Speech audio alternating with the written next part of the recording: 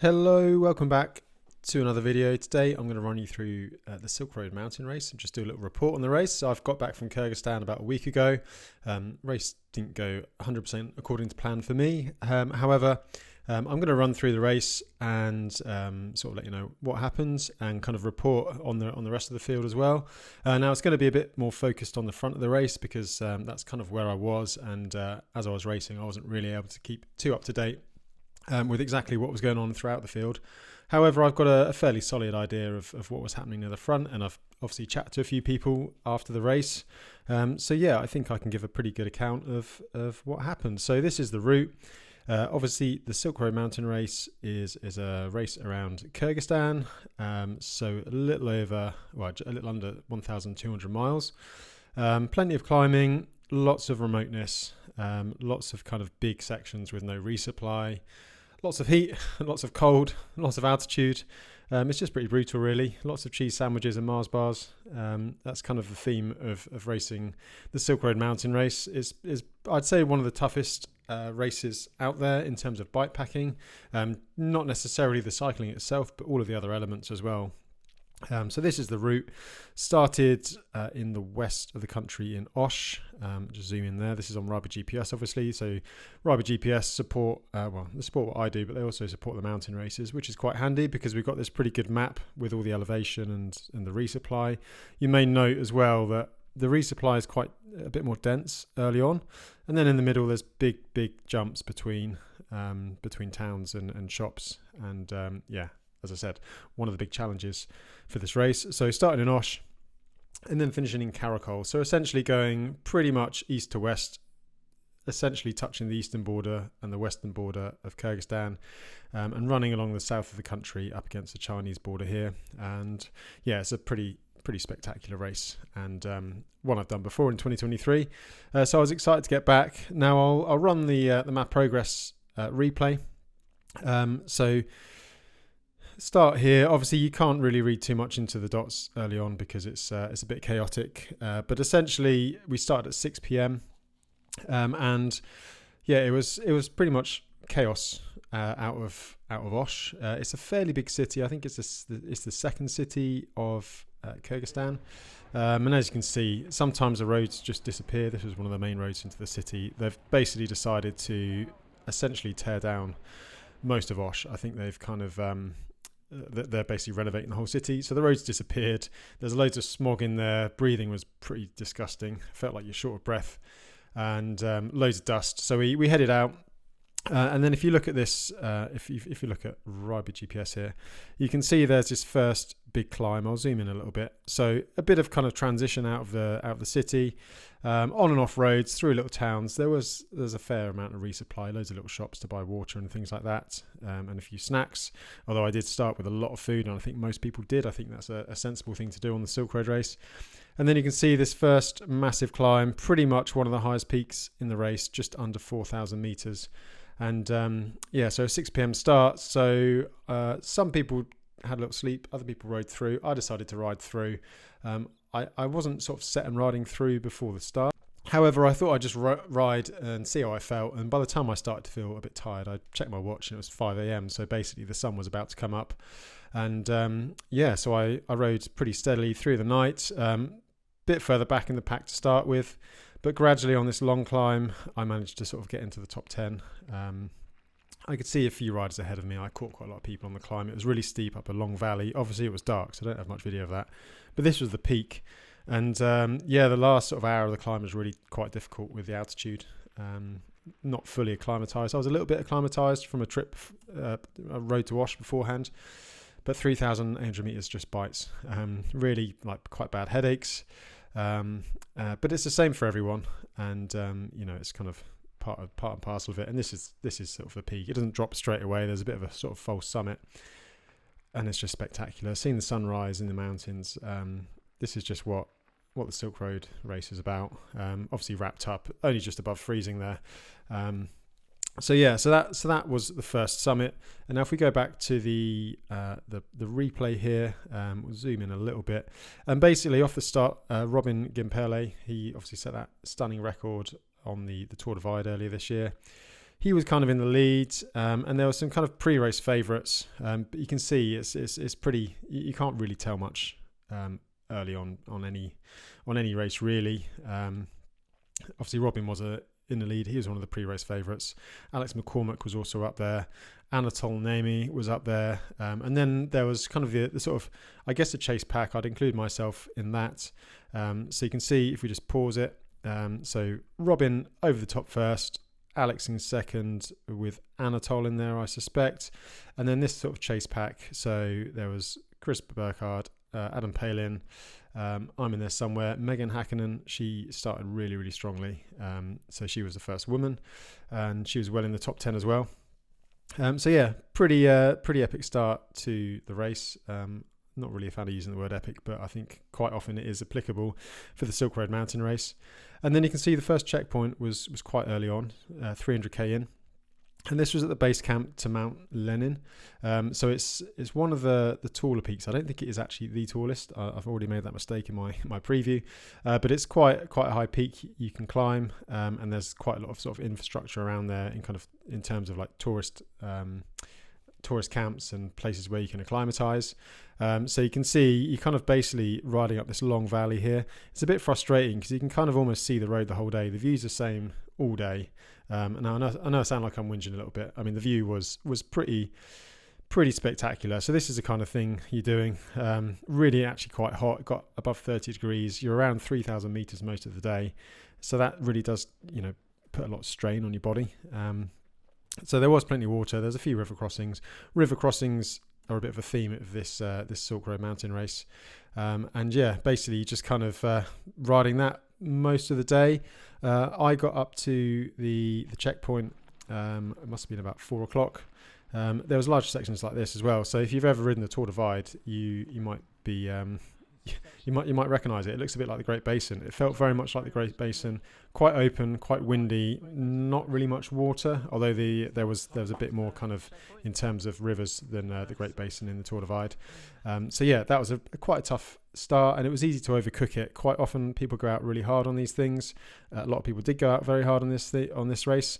So yeah, so Robin Gempele, he was the first to the checkpoint. And Alex McCormack and Anatol were second and third. I spoke to the guys at the checkpoint. They basically just went straight in and straight out and did a pretty tight turnaround. You can see if we zoom in here, so Chris Burkhardt was fourth, and then Adam Palin, and my dot's probably around there somewhere as well. I was basically kind of to and froing with Adam. I kind of caught up with him on some of these river crossings, so we were to and froing. Chris got to the checkpoint before us. He was pretty fried actually. It was incredibly hot, almost 35 degrees, and the checkpoint's at 3,600 meters, and that combination is pretty brutal. So yeah, Chris stopped for an hour or so at the checkpoint. Adam was there probably half hour after me, and then you can see Megan. Again, really strong start from Megan. So she was at the checkpoint very soon after, and yeah, so basically it's kind of following this valley all day. Up and down. Robin, has got a pretty big gap. I'd say that's probably an hour and a half, 2 hours by that point, probably a bit more.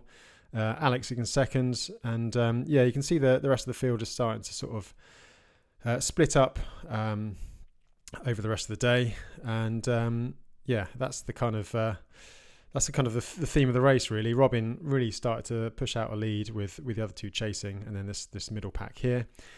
So once we dropped back down the road, I'll go to Arabel GPS. You can see it's kind of a off-road descent back, like a quite long draggy descent.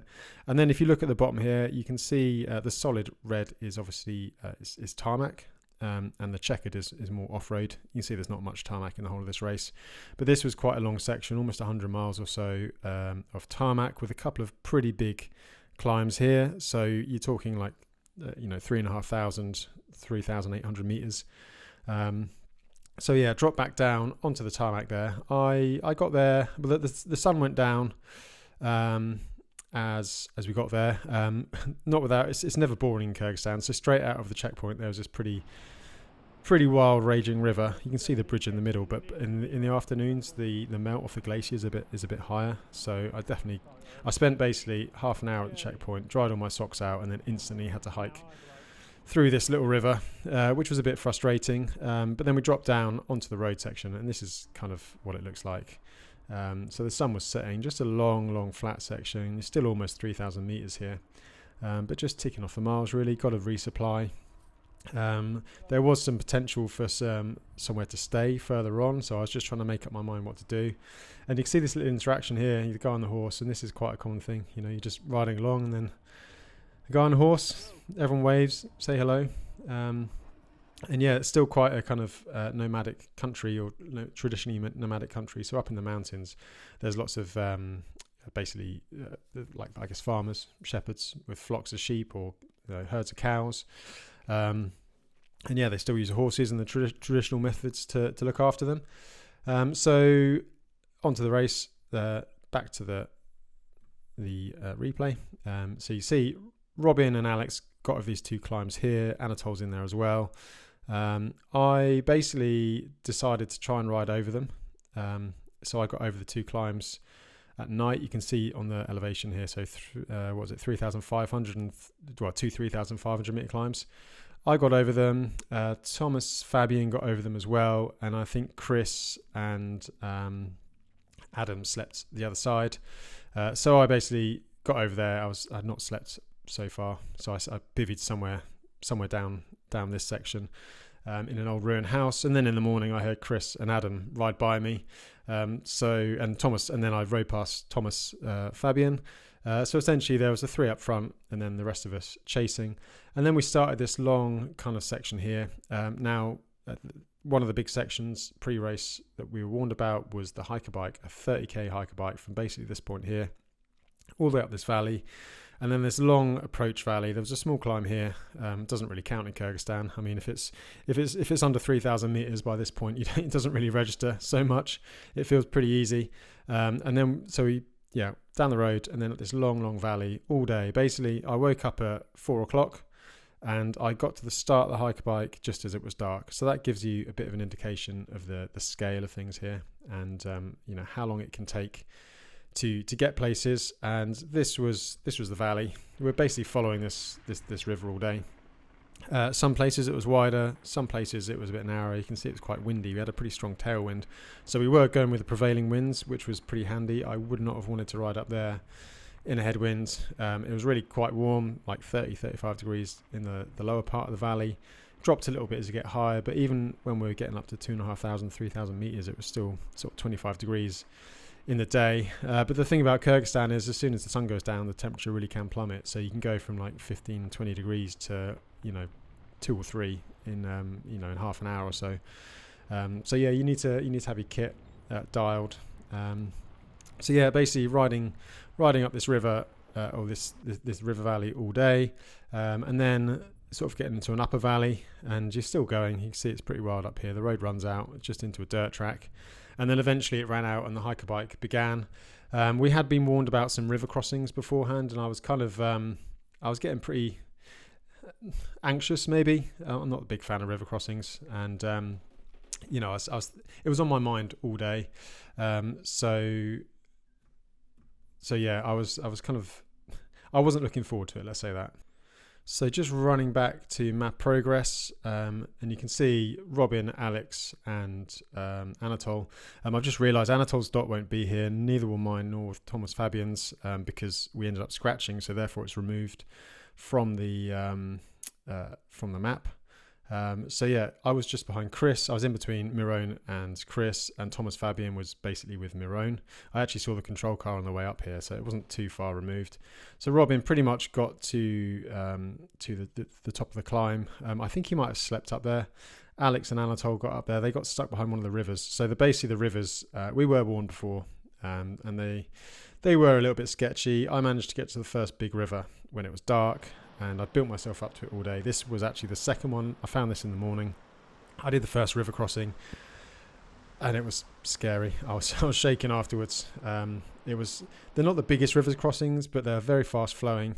They're about knee depth, maybe just over my knee. I'm 6'3", so obviously it's going to be bit harder if you're shorter. You're struggling to keep the bike out of the water. If the bike dropped in the water, then the river would try and take it away. But the main thing was you couldn't see through because it was glacial melt, so it's quite a lot of sediment in there. And yeah, it was just very slippery. There's just big kind of round boulders underfoot, so it was very, very difficult to kind of like get your footing. You couldn't just walk through. You had to be very, very careful.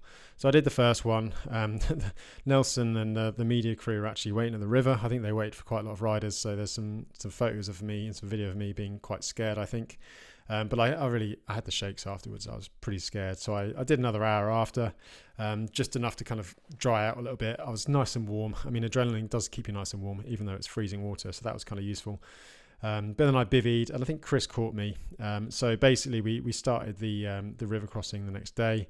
Anatol got to the river crossing before Alex, and it was pretty sketchy. There's some pretty sketchy videos out there if you look.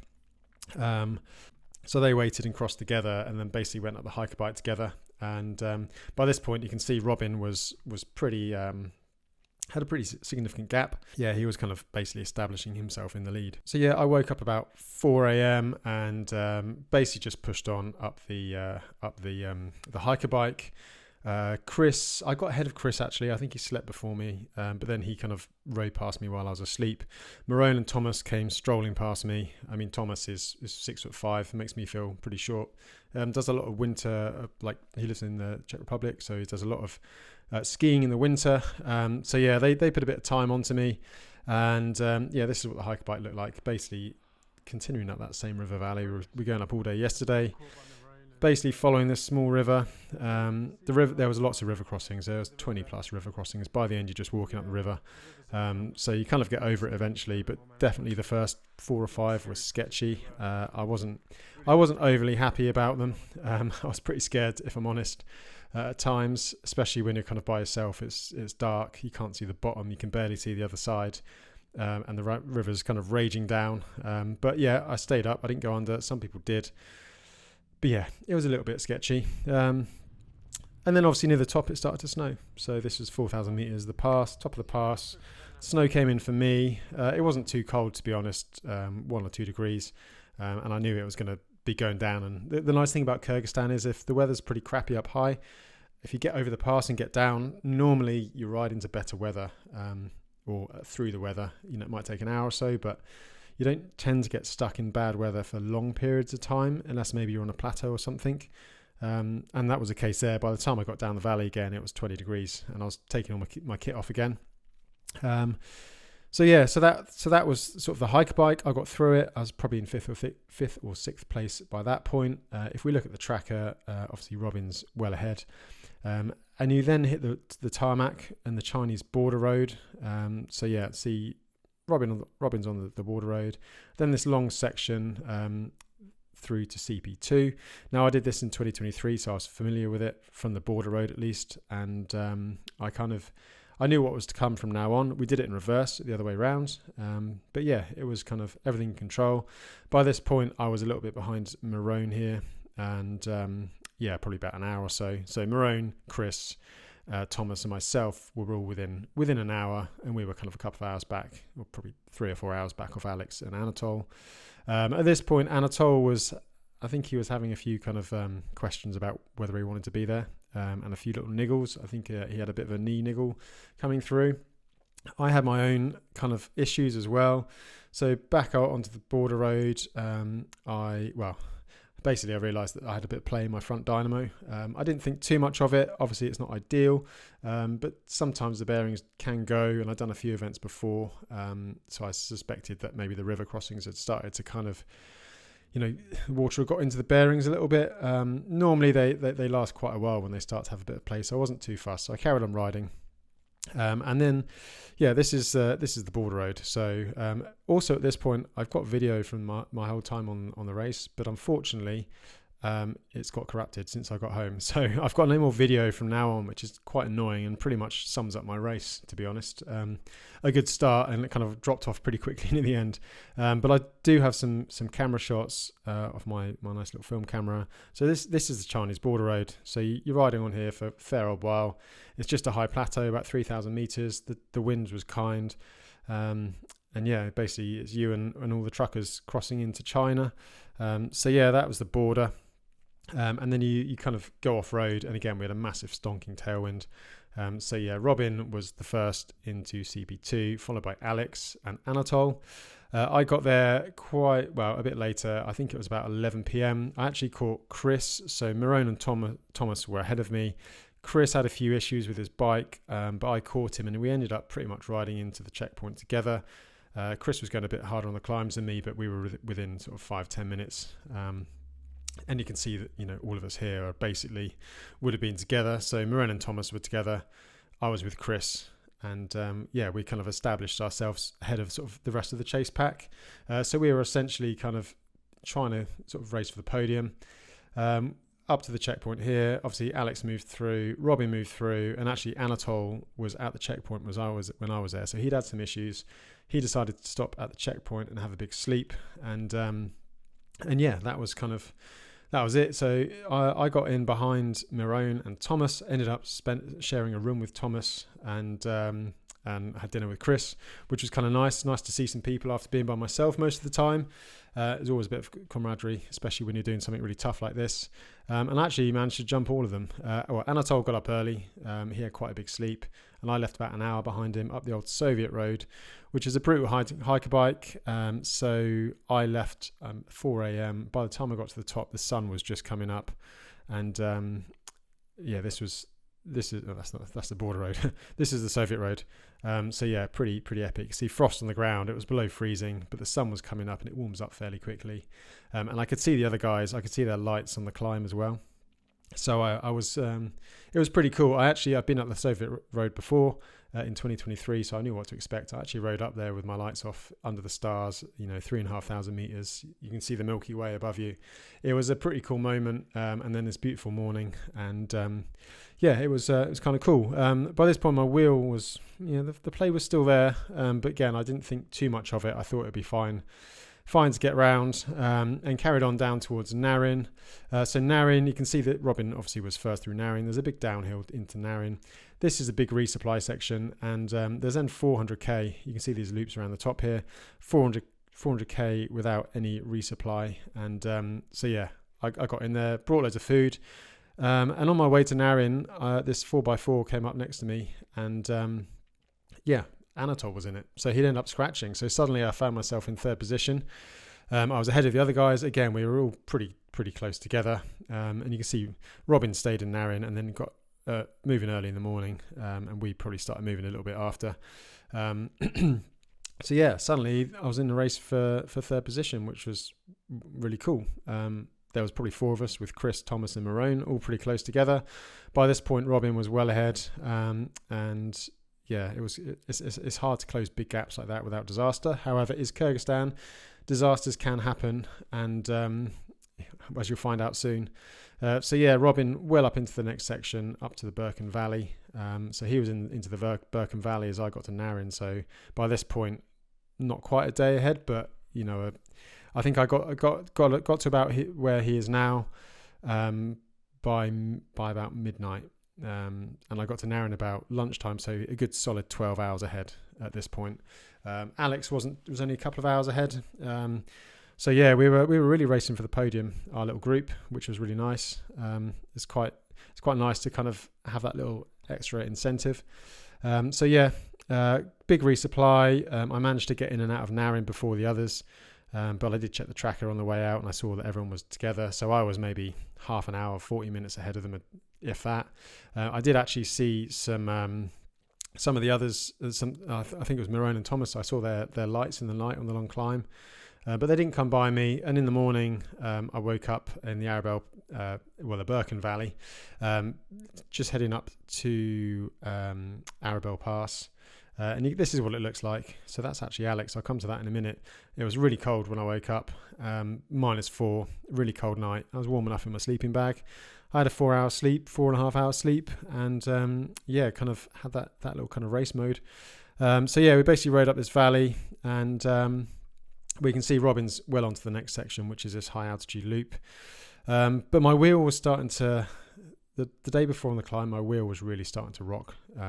The bearings were kind of seem to be failing quite quickly. Generally, they tend to get a bit of play and then really go. I'll get into more technical detail on a bike check video I'll put out in a couple of days' time. But yeah, they start to rock a bit, and it was like, oh, it's not ideal. And then I ended up obviously sleeping at -4, and I suspect there was a lot of river crossings and they just got moisture in them. And that morning they were just all over the shop, really dragging, really quite hard. And at this point I had to make a decision about what I was going to do. And I figured that basically, if you look at the map here, I'll go to Arabel GPS, it's a bit clearer. So there's a high altitude loop up here over Suik Pass on the Arabel plateau, or you could go straight down to CP3. And basically I said to myself, I need to make a decision before I get there as to whether I carry on, because by this point the bearings were really pretty sketchy. They were rocking all over the place on descents. They were really dragging and binding. Every time, it's never a good sign. When you go through a river, they speed up, and then when they dried out again, they just started sticking. It was like running with the brakes on.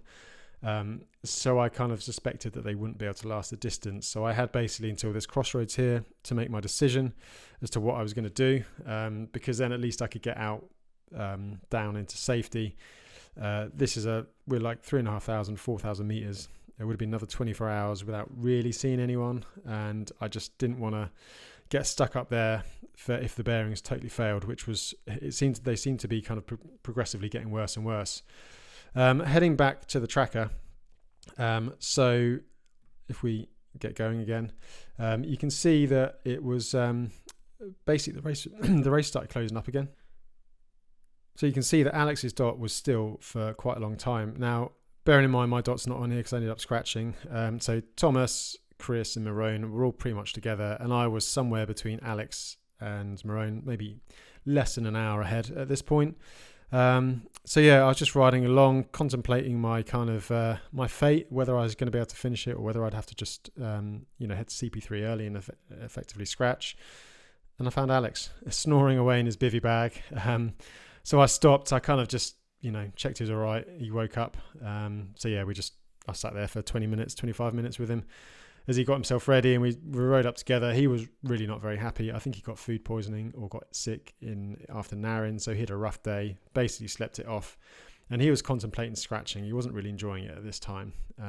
So I kind of said, well, look, I'm in the same boat. I'm going to ride to the top of Arabel Pass and see how it goes. And so yeah, we kind of agreed just to ride on together, and then he dropped me and disappeared off and carried on the race. So obviously he came to his senses a little bit. But yeah, I was still, by this point, I think I'd pretty much decided that I wouldn't be able to continue safely with the front wheel in the way it is. You can't really service a Son hub. Again, I'll go into more details in the bike check video, but they have to go back to Germany to be serviced. So it's not even like I could sort of get down to civilization and try and find some bearings for them. So yeah, this was the top of Arabel. It was bittersweet really. I got into second place in the race. I think probably if the bike was fully okay, I probably wouldn't have woken Alex up. I probably would have just checked to see he's okay and then snuck on by. But I kind of knew my time was up. So this was the top of Arabel. It was beautiful, but there's just not. It was bittersweet really. I'd had all day to kind of figure it out and get it right in my head. So I was kind of okay with the decision. So I got to the top here and did a left turn instead of this high altitude section. The others, as you can see, if I start it, the others sort of carried on and went around the top. So Thomas, whose dot's not there, Alex, Marone, all went around there, and Chris. Robin got down, so I was just behind Alex on the dot here before I turned left. So Robin got to CP3, I think they said sort of 6, 7 in the morning.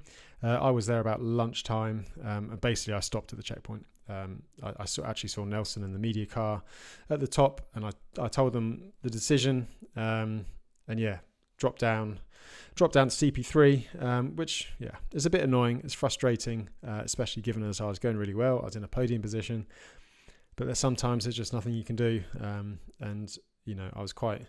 At least it wasn't me that failed in terms of kind of like fitness or body. It was the bike or the two bearings, the only two bearings that didn't get serviced before the race. So read into that what you may.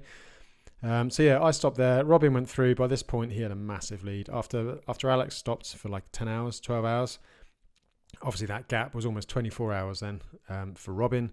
He had to climb back up Tossall Pass and down. The others doing this high altitude loop, which I didn't do, but the weather was pretty wild up there. When I was up there were storms coming in and out. When I was down at the checkpoint, you could see like lightning storms at night up in the mountains. One thing about Kyrgyzstan is, as I said, the prevailing winds all seem to come sort of west to east. And I think basically that's fairly normal. And then there's the big lake here, and essentially these super high mountains, the ridge here, I think it's the Tian Shan mountains. Basically all the weather builds up on them during the day, so in the afternoon there's quite often thunderstorms, and that was the case here. So yeah, it was pretty wild up there. Alex was kind of back in his rhythm now. He seemed to that big sleep seemed to sort him out. So he was ahead of the others. It looks pretty close here, but Alex is very fast. So Marone, Chris, Thomas, they're all quite close together. And yeah, they got round the top. I think they all slept together. I think there's an old ruined house or something up there. So they all went up there. Alex, he was down at the checkpoint. Well, I didn't actually see him. He arrived a little bit after me. Well, he arrived while I was asleep at the checkpoint. And then the other guys, they turned up in the morning afterwards. So I actually managed to catch up them. So we'll fast forward a bit. So Alex got down there in second.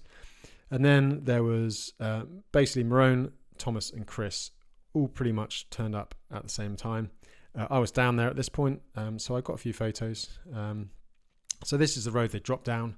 Now they go back and forth 2 or 3 times. If we go to Arabel GPS, you can see it's this sort of section in the top here that's kind of goes back and forth. And so yeah, it's pretty epic. That's kind of nice weather, but I also got snowed on about 5 minutes after this and then dropped into a massive rainstorm. So yeah, pretty wild up there on that plateau, which was one of the reasons I decided that maybe carrying on with a pretty compromised front hub was not the way forward. So yeah, down at the checkpoint there's Chris, so Chris Burkhardt, and everyone was just battered. This is after the 400k section without resupply, high altitude, battered by the weather. Yeah, sleeping at altitude, very cold, then also very hot. That was Marone. He was basically, taking everything off, getting his tent out, getting his bivvy out, just trying to dry things out as well. Then we had, this is the 3 of them. So Thomas Fabian, Marone and Chris, and yeah, just eating like 3 or 4 meals each. Marone was on the beers, the others were on water and juice. So yeah, just trying to kind of just get some energy back in the tank and recoup a little bit. So obviously they then carried on. By this point, Robin's up and back down again onto this final loop. He's just running away with it by this point, and yeah, really, really doing well. The long descent down here. So basically, I'll go ride GPS again, climb up Tossall Pass, backtrack a bit here, and this was a very slow section. Obviously I didn't ride it, but there's quite a lot of hiker bike, kind of hidden secret hiker bike you don't necessarily realise when you're planning it. And then down Juku Pass. So I actually rode up Juku Pass in 2023, and just to give you a bit of an idea of what Juku looks like. So this is Juku Pass. Obviously the riders would be coming down the other way, pretty rough at the top, and then it opens into like a longer, wider valley. So yeah, if you're competent on a mountain bike, you could ride the vast majority of Juku, but you probably would have to get on and off a few times for some bigger rock slides. Obviously it changes year on year, so I'm not exactly sure what it was like this year. But you're coming down from 4,000 meters, and then you're onto this final loop around Karakol. So basically you go straight past the finish, and do this loop here, which is actually one I did in 2023. This was our start loop. We started in Karakol and then did that loop, and yeah, we'll go back to the replay, and well, you can kind of see what's happening here. Robin just has got such a massive lead, 24 hours by this point. So he was up at the top of the final climb and beginning the descent. Again, I did that climb and the descent in 2023. Chonashu is the name of it. And this is what it looks like. Well, at least this is what it looked like for me. I think a number of riders had a similar experience. There was some bad weather up there. There was also some pretty nice weather. It just depends in Kyrgyzstan. I mean, it's a country where you don't really look at the weather forecast. You just look up in the sky and see what's happening. But yeah, pretty spectacular. It's a pretty spectacular pass to finish on. This was first light, so sort of 5-6 in the morning when I did it in 2023, and there was a snowstorm the night before. Gets a bit sticky up there. I think a few people had some sticky mud to finish just to make things a little bit harder.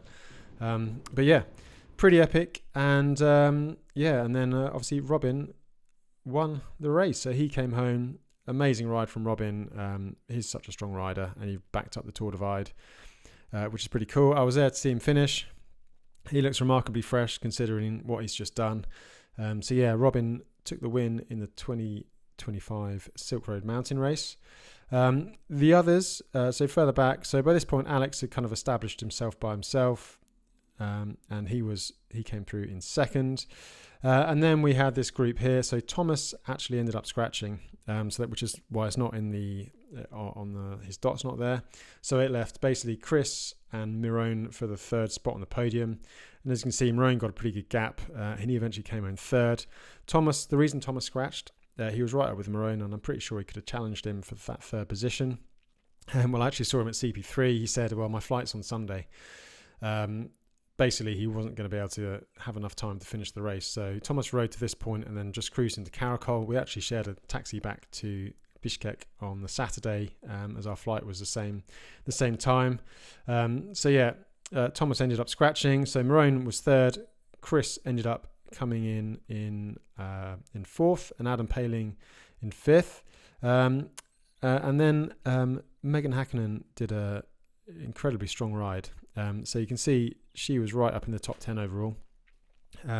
So she'd basically just be riding her own race in the top 10. And yeah, she was well ahead of the other women. So Sami Sari and Leanne were having a bit of a scrap for kind of second and third. They swapped places quite a few times. But Megan was in a bit of a league of her own in this race. And she was right up in the top 10. Super strong ride. And yeah, she did like super well. So top 10 in the Silk Road is a pretty fantastic result. And yeah, she was also the first woman as well, and she finished all three of the mountain races for 2025. So Atlas, Hellenic, and the Silk Road. She's the first woman ever to do so. So yeah, really fantastic result there from Megan.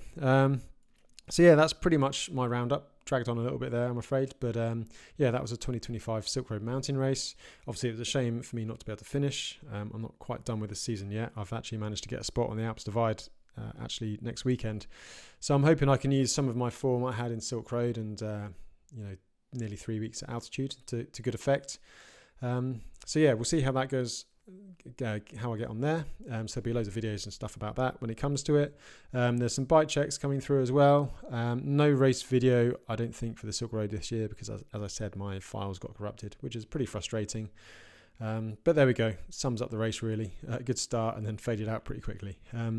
So yeah, thanks for watching. See you again in the next one, and yeah, catch you all soon.